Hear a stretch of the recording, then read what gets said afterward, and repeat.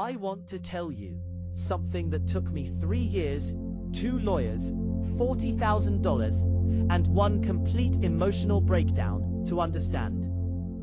My mother didn't just leave me out of her will. She let my brother convince her to. And I didn't find out until she was already on the ground.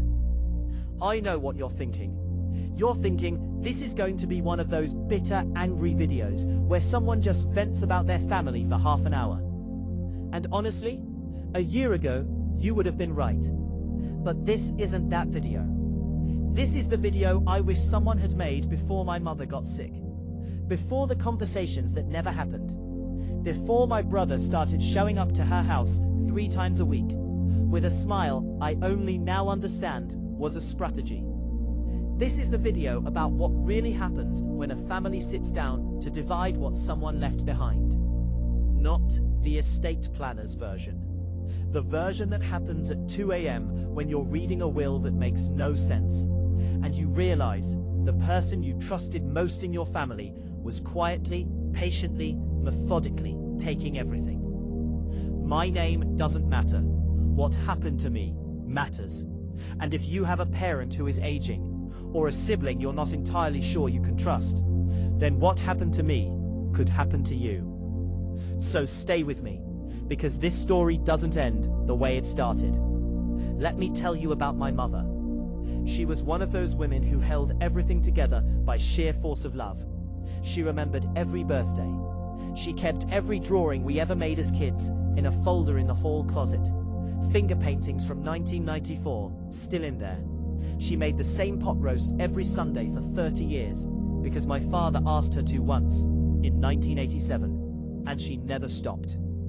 She was not a wealthy woman. We are not talking about a dynasty. We are not talking about boardrooms and trusts and offshore accounts. We are talking about a house worth about $340,000, a retirement account, some jewellery, a car, and 30 years of savings from a woman who worked as a school administrator and never once bought anything for herself that wasn't on sale.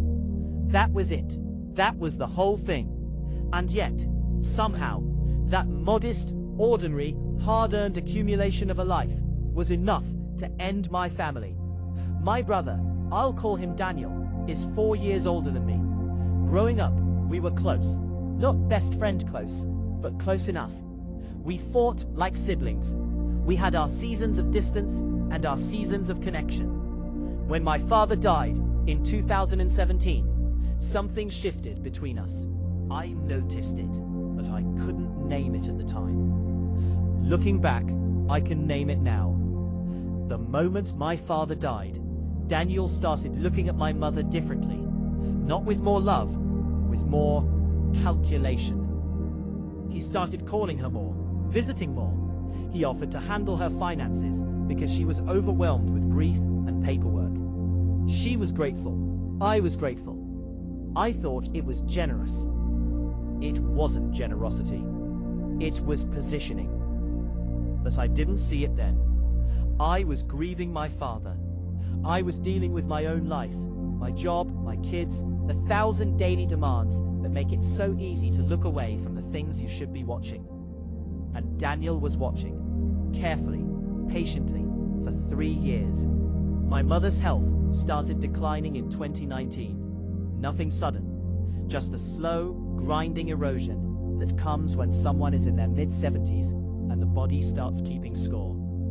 I visited every few weeks. I called every few days. I thought I was being a good son. What I didn't know, what I only found out later through bank statements and a conversation with my mother's neighbor that I will never forget, is that Daniel was there almost every day. He had a key. He drove her to doctor's appointments. He sat with her while she watched television. He cooked dinner. He fixed things around the house. And slowly, quietly, he became the person she talked to about everything. Her fears, her finances, her plans. I was the one who called, who sent cards, who showed up on holidays. I was still operating like we were a normal family. Daniel had already stopped. The first sign I missed. About 18 months before she died, My mother stopped mentioning money in our conversations. She used to talk about her finances openly, not in detail, but casually. Then she just stopped. I asked her once, gently, if everything was okay financially. She said yes and changed the subject. I told myself she was just tired of the topic. Older people do that, I thought. They don't want to think about it.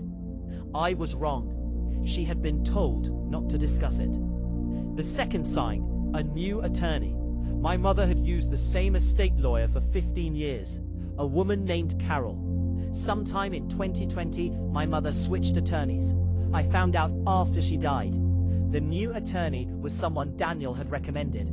I want you to sit with that for a moment. The attorney who rewrote my mother's will in the final year of her life was selected by the person who benefited most from those changes. And I didn't know. I didn't know any of it because I trusted my brother, because I trusted that the family I grew up in was the family I still lived in. It wasn't. My mother passed on a Tuesday in March. I held her hand. Daniel was in the hallway. We didn't speak much that day. I thought it was grief. The will was read 11 days later. I remember the exact way the light came through the blinds in that attorney's office. I remember the smell, that particular smell of carpet cleaner and old paper that every law office seems to share. I remember Daniel sitting across from me and thinking that he looked calm, too calm. I remember thinking, why does he look calm? We just lost our mother. The attorney read the document. Daniel received the house, the full retirement account, the car, a savings account I hadn't known existed. I received the jewellery and a paragraph, a whole paragraph, explaining that this distribution reflected her deep gratitude for Daniel's devoted care and sacrifice in her final years, and that she had full confidence I would understand. I did not understand. I sat there in that chair and I felt the floor drop out from under me. Not because of the money, though the money was real and the loss of it was real, but because of what that document was actually saying. It was saying he was there, you weren't. It was the last thing my mother ever said to me, and it was written in someone else's handwriting, in a room I was never invited into, after conversations I was never included in. I walked out of that office and sat in my car for 45 minutes. I didn't cry, I just stared at the steering wheel. I think I was waiting for reality to correct itself. It didn't correct itself. Here is something nobody tells you about being cheated in a will. You don't just lose the money. You lose the ability to grieve cleanly. Every time I tried to sit with the loss of my mother, to just miss her, the way a person is supposed to miss their parent, the rage would come crashing through. And every time I gave in to the rage, the guilt would follow, because she was my mother, and she was gone, and I was furious at her. Is it okay to be furious at someone you love, who is dead, who can no longer explain themselves? I spent weeks trying to answer that question. I still don't have a clean answer. But I know that the fury was real. And I know that it was complicated by something even harder. The possibility that my mother knew exactly what she was doing. That she chose Daniel, consciously. Not because she was manipulated, but because in her final years, he was there in a way I wasn't. And she made a decision. A decision that said, presence counts. And you weren't present enough. I've turned that over in my mind 1,000 times. Was it manipulation? Or was it a dying woman giving the final weight of her love to the child who showed up? I don't fully know. I'm not sure I'll ever fully know. What I know is this. I hired an attorney.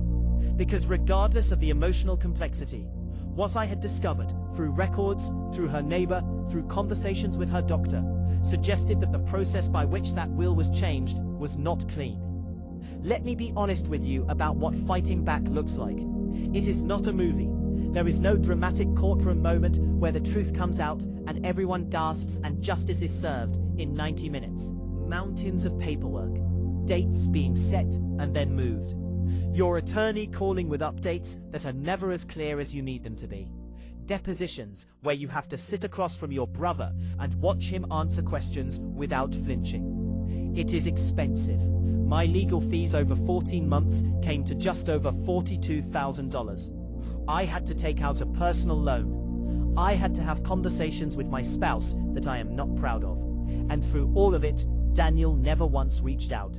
Not a text, not a call, nothing. The brother I grew up with, the person who used to call me on my birthday and crash on my couch when he was in town, and who I trusted without question for 40 years, became a name in legal documents, a respondent.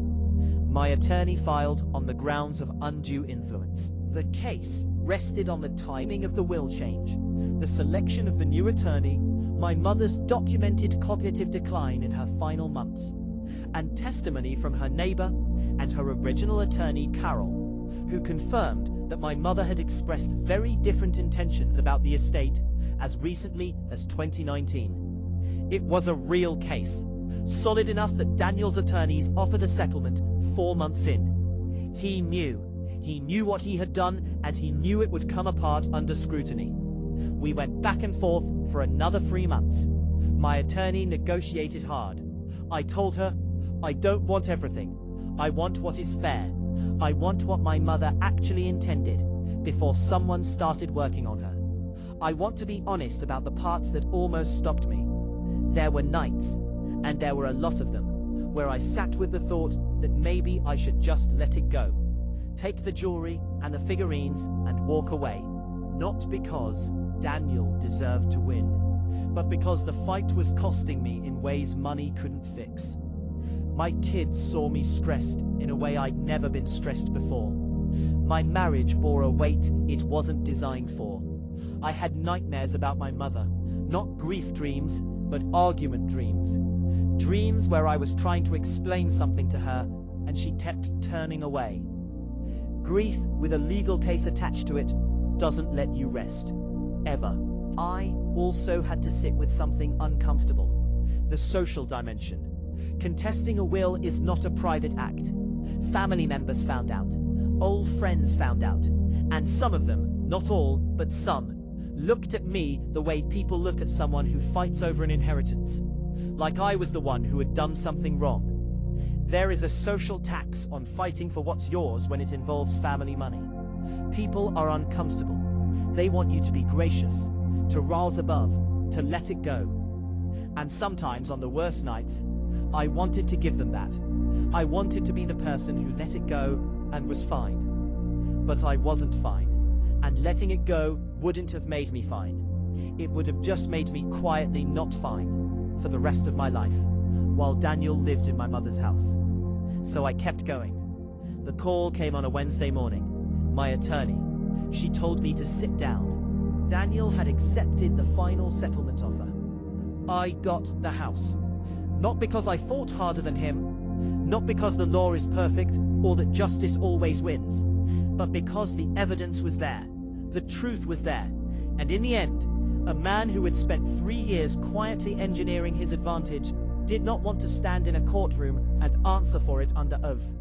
The settlement gave me the house, valued at $340,000, to be sold and split 60% to me, 40% to Daniel, in recognition of the care he had genuinely provided. The retirement account was divided equally. The savings account I hadn't known existed was split down the middle. When you account for legal fees and 14 months of carrying that weight, the financial math is complicated. But that was never the point. The point was that room in that attorney's office, 11 days after my mother died, when a document told me I didn't matter, that I wasn't seen, that everything I had been to that family had been quietly edited out. The settlement didn't unwrite that document. My mother's signature is still on a page that says what it says. But I stood up. I said, that is not the truth. And I proved it. That matters. Even now, even after everything, that matters more than the money. I want to leave you with something real, not a list of legal tips. What I actually learned from living inside this. The first thing, presence is powerful, and it can be weaponized. If you have an aging parent, be present. Not strategically, not because you're worried about the will. Be present because they need you, and because you will regret it forever if you aren't. But also, pay attention. Notice who else is present and why. The second thing, talk about money before death makes it impossible. I know it feels wrong. I know it feels like you're circling something that should stay private. Do it anyway. Ask your parents what they intend. Ask them directly. Give them the chance to tell you the truth while they still can. The third thing, grief and justice are not opposites.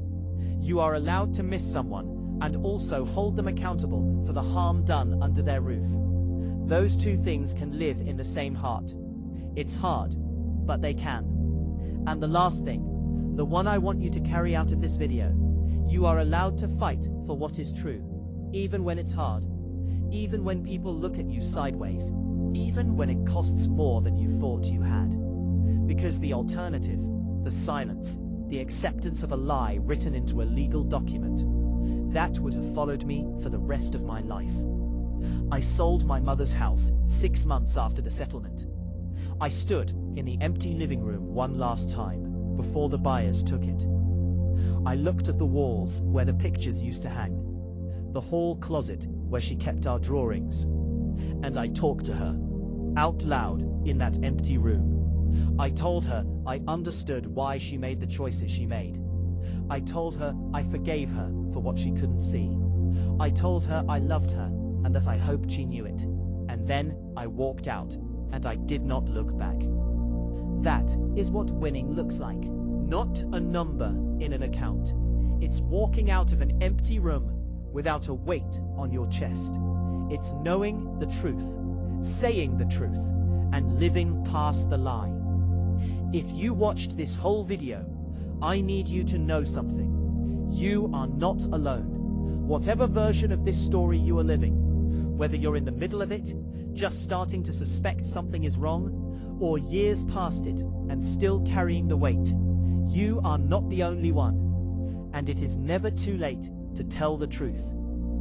If this video helped you, if it gave you language for something you've been feeling but couldn't name, share it. Not for my sake, for the person in your life who needs to see it. Leave a comment below. Tell me where you are in your story.